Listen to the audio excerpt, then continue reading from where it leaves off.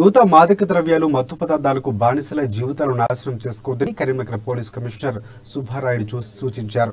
ఎక్కువ శాతం మంది యువత మాదక పదార్థాలు ద్రవ్యాలను మొదటి సరదాగా తీసుకుని తర్వాత బానిసలుగా మారుతున్నారని తెలిపారు. డ్రగ్స్ మాదక ద్రవ్యాల కేసులో పట్టుబడ్డ వారికి కుటుంబ సభ్యుల సమక్షంలో పోలీసులు కౌన్సిలింగ్ నిర్వహించారు.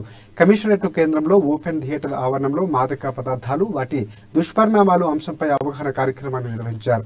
మాదక పదార్థాలు సేవించిన మత్తులో యువత ఉన్మాదులుగా మారి హింసాయుత సంఘటనలకు పాల్పడుతున్నారని సిపి సుబ్బారాయుడు చెప్పారు. డ్రగ్స్ ఫ్రీ కరీంనగర్ లక్ష్యంతోనే పోలీసు శాఖ కృషి చేస్తూ గంజాయి అక్రమ రవాణా, ఇతర మత్తు పదార్థాలు పానీయాల నియంత్రణకు పకడ్బందీగా చర్యలు తీసుకుంటుందని సిపి వివరించారు. లిక్కర్ అయితేనేమి, సిగరెట్ అయితేనేమి దాన్ని అలవాటుగా చేసుకునే వాళ్ళు కొంతమంది ఆనందం కోసం, సంతోషం కోసం వాటిని అలవాటు చేసుకోవడం జరుగుతుంది.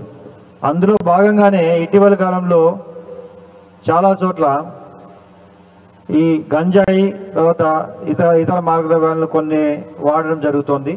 వాటిని ట్రాన్స్పోర్టేషన్ కానీ వాటిని పూర్తిగా అరికట్టాలనే భావనతో రాష్ట్ర ప్రభుత్వం తర్వాత మా గౌరవ డీజీపీ గారి ఆదేశాల మేరకు ఈ రైడ్ చేయడం జరుగుతోంది.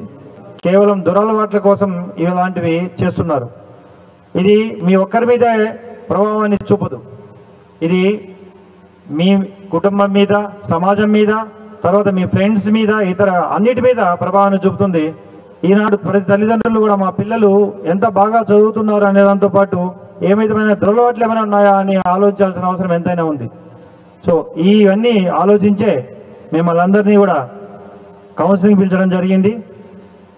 ఒక్కసారి ఇప్పుడు మొన్న దొరికిన పెడ్లర్స్ ఎవరైతే గాంజా అమ్ముతున్నారో, సరఫరా చేస్తున్నారో